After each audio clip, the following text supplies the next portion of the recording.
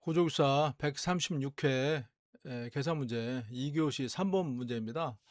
압축력과 최대 처짐인데 이게 오타입니다. 최대 처짐과의 관계식에서 아래 그림과 같은 초기 처짐을 갖는 단순 지지된 기둥에서 압축력 P가 제하된다. 초기 처짐에 대해서 압축력과 지간 중앙에서의 최대 처짐과의 관계식을 도출하고 거동 특성에 대해서 설명하시오. 저도 사실 이 문제를 못 풀었습니다. 근데 이제 기숙사를 준비하는 입장에서 다시 이 문제를 여러분들과 같이 공유하고자 이 문제를 같이 한번 풀어보고자 합니다. 그 다음에 이 문제도 비슷한 문제입니다. 134회 토목고조기사 4교시의 3번 문제인데 압축력에 의한 모멘트 증가계수를 구하는 문제인데 이렇게 같이 단순보에서 W라는 그 하중이 작용하고 있고 이때 이제 모멘트 증가계수를 구하시오라는 문제입니다. 문제를 풀어보도록 하겠습니다.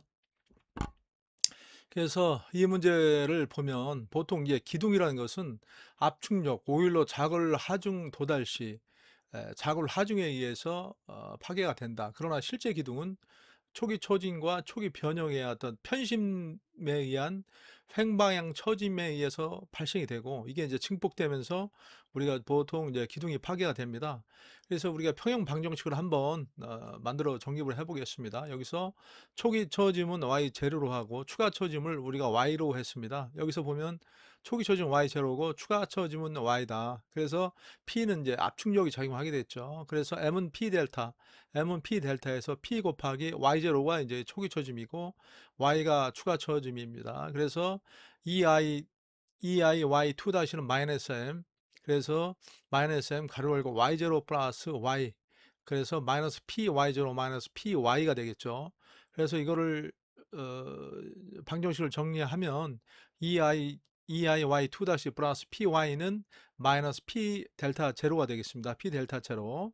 그래서 요거에 대해 이제 그 우리가 일반식은 K 제곱은 우리가 보통 이제 EIP로 보통 계산을 저기 변환을 시키고요. 그러면 이제 Y2 다시 EI분의 PY 마이너스 EI분의 P 델타 제로가 되겠습니다. 그러면은 Y2 다시 플러스 K제곱 Y 마이너스 K제곱 델타 제로가 되는데요. 뒷장으로 한번 가서 보시겠습니다. 어, 보시면 이제 일반식이 y2 다시 플러스 k제곱 y 마이너스 k제곱 델타라고 표현이 되는데 여기서 이제 이 방정식의 일반의 yp를 c에 sin l분의 파이 x로 특수해로 놓습니다. 그럼 이 yp를 1차 미분을 한번 하면 그럼 yp는 어떻게 되겠어? c에 사인이니까 코사인 l분의 파이 x가 되겠고 그 다음에 L분의 파이 X를 미분한 L분의 파이가 되겠죠. 그래서 1차 미분하면 C의 L분의 파이 곱하기 코사인 L분의 파이 X가 되겠습니다. 그 다음에 요거를 다시 한번 미분을 또 하면 C 곱하기 L분의 파이 코사인을 미분하면 사인이죠. 마이너스 사인 L분의 파이 L분의 파이 X를 미분하면 L분의 파이가 되겠죠. 그러면은 마이너스 C 곱하기 가로 열고 L분의 파이의 제곱 사인 L분의 파이 X가 됩니다. 그래서 요 식을 그러니까 1차 미분한 값과 2차 미분한 값, 2차 미분한 값을 이 식에다 집어넣으면 2차 미분한 값이 마이너스 C L분의 파이 제곱 사인 L분의 파이 X죠. 요거 Y2에 대입을 하고요. 그 다음에 K제곱 Y에서 Y가 뭐라고 그랬죠? C 곱하기 사인 파이 X라고 했죠. X. 그 다음에 델타 이 식을 관계식을 쭉 풀어서 쭉 정리를 하다 보면 C 값이 이렇게 나옵니다. 이거 너무 복잡해서 여러분들이 한번 풀어보시면 좋겠고요. C 값이 PCR-P분의 P 델타 제로가 되겠습니다. P 델타 제로. 그래서 우리가 이제 추가 처짐을 한번 구해 보겠습니다. 추가 처짐, 특수에에 대한 추가 처짐이고 경계 조건 Y0 y0고 그 다음에 y가 l일 때 0이다. 이 특수애고요. 그 yp는 c의 sin l분의 파이 x가 됐었고 그 다음에 그럼 yx는 어떻게 되겠습니까? yx는 pcr-p분의 p 델타 sin l분의 파이 x 이게 이제 초기 처짐이 되겠고요. 그 다음에 그러니까 초기 처짐은 y0는 델타 곱하기 사인 L분의 파이 X가 된다. 그래서 이제 최종 처짐은 y0 플러스 y가 되죠. y0 플러스. 그래서 여기서 우리가 이제 초기 처짐 뭐라고 그랬어요? 델타 제로 곱하기 사인 L분의 파이 X라고 했고, 그 다음에 추가 처짐은, 이게 추가 처짐이잖아요. 추가 처짐은 P 델타 제로 곱하기 사인 L분의 파이 X가 되겠습니다. 그래서 델타 제로 사인 L분의 파이 X를 빼내면 1 플러스 PCR 마이너스 P분의 P가 되겠고, 이것을 방정식을 정리하면 PCR 마이너스 P 분의 PCR 마이너스 P 플러스 P가 되겠습니다. 그럼 뭐 처짐은 델타 제로 사인 L분의 파이 X 가로 열고 PCR 마이너스 P 분의 PCR이 되겠죠. 그래서 요것을 PCR을 오일로 자구나중으로 나눠 놓으면 1 마이너스 PCR분의 P 1이 되겠죠. ECR분의 P 1이 되겠죠. 그래서 지간 중앙에 2분의 1일 때, 지간 중앙에서 2분의 1일 때 사인은 1이죠. 사인 1이니까 x가 2분의 L일 때 델타 제로 사인 2분의 파이 2분의 L 곱하기 1 마이너스 PCR 마이너스 1 마이너스 PCR분의 P분의 1이 되겠죠. 그렇게 되면 델타 맥스는 델타 최대 처짐은 1 마이너스 PCR분의 P 그 다음에 델타 제로가 되겠습니다. 그러면 모멘트 증폭 해수, 그러니까 우리가 요구하는 문제가 뭐였죠? 최대 처짐과 압축력과의 관계식을 도출하라고 그랬습니다. 그러면 우리가 이게 답입니다. 델타 맥스는 1 마이너스 PCR분의 P 분의 델타 제로입니다. 그래서 그러니까 AP 요거는 이제 모멘트 증폭 계수가 되겠습니다. AF는 1 마이너스 PCR분의 P분의 1이 되겠습니다. 이게 답입니다.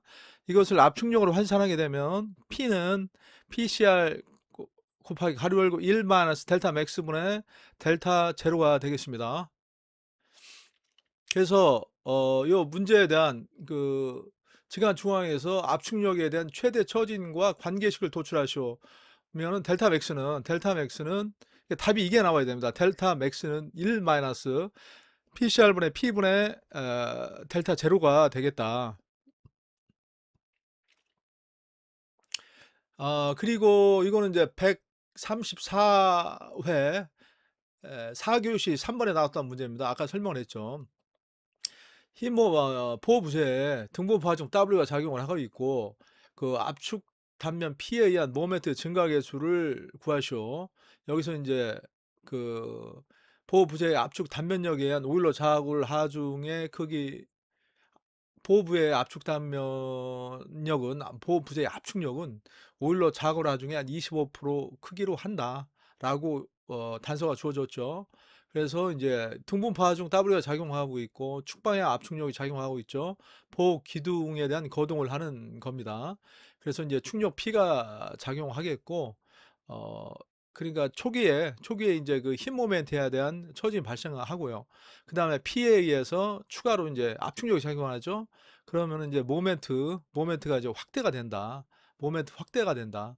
그래서 이제 최대 처짐 델타 맥스는 아까 앞에서 공부했죠. 1 마이너스 PCR분의 P분의 델타 초기 처짐입니다. 그래서 1 마이너스 모멘트 이제 증폭 계수는 요거죠. AF 1 마이너스 PCR분의 P분의 1이다. 그래서 아까 압축력이 어떻게 된다고 그랬죠? 압축력은 여기 오일러 자구라 중에 25%라고 그랬죠. 0.25 PCR이 되겠습니다. 0.25 PCR. 그러면 PCR 나눠주면 1 마이너스 0.25분의 1이면 0.75분의 1입니다. 0.75분의 1에서 AF는 모멘트 증가 계수는 1.33이 되겠습니다. 1.33. 그래서 이제 최대 처짐은 초기 처짐 곱하기 1 마이너스 PCR분의 P분의 1이다. 이게 이제 모멘트 증가 계수요. 그래서 이제 1.33이 나왔습니다. 그래서 우리가 이제 자구라중 이 문제가 계속 이제 기술사 공부를 저도 기술사 시험을 계속 이제 보고 있는데, 이 오일러 자굴 쪽이 굉장히 문제가 많이 나오더라고요. 그래서 여러분들 이걸 꼭 숙지를 하시기 바랍니다. 모멘트 증가 계수 F는 1 마이너스 PCR분의 PCR분의 P분의 1이다. 그리고 이제 우리가 이 공식은 우리가 기둥에서도 비슷하게 나오죠. 횡하중을 받는 우리 저 기둥에서도 이 유사한 그게 나오는데 이 공식 무조건 외우십시오. 무조건 그 모멘트 증가하기에서는 1 마이너스 PCR분의 P분의 1이다. 수고하셨습니다. 오늘도 강의 듣느라 고생 많으셨고요. 여러분들의 가정과 직장과 여러분 하시는 모든 일에 어떤 하나님의 축복이 함께 하시길 기원 드리겠습니다. 감사드립니다.